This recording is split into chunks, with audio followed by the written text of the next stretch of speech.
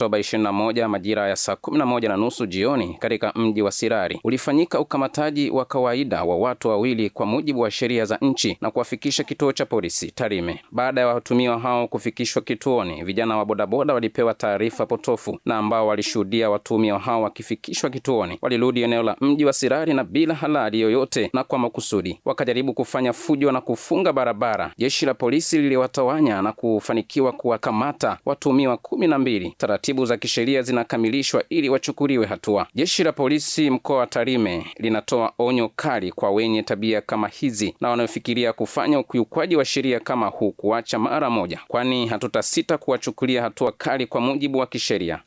EuroAsia Universities Limited. Je, wewe ni mwanafunzi uliyefanya maombi ya vyuo na haujachaguliwa au umechaguliwa kozi ambayo haikuwa ndoto yako? Na je, wajua kuwa nchi za wenzetu kama vile China, UK, US, Canada, Romania na Poland wana Januari, March na September intake? Ondoa shaka, EuroAsia Universities Limited iliyosajiliwa na TCU ipo kwa ajili yako. Tunakuunganisha na vyuo vikuu nje ya nchi kupata kozi ya ndoto yako kwa gharama nafuu kabisa na kwa haraka zaidi. Pia kwa wale waliomaliza degree wanaweza kujiunga na vyuo vyetu marafiki vya Ulaya na kuweza kuendelea na masters huku wakifanya kazi, na hivyo kuweza kuchangia ama kulipa gharama za masomo bila kumsumbua mzazi. Tupigie simu 0765767556 au 0653310603 au tembelea ofisi zetu za EuroAsia Universities Limited zilizopo Sky City Mall, Ardhi Road, karibu na Mlimani City, Dar es Salaam. Lakini pia tupo Mshindo Iringa, Dodoma Road. EuroAsia, tunakata kiu yako.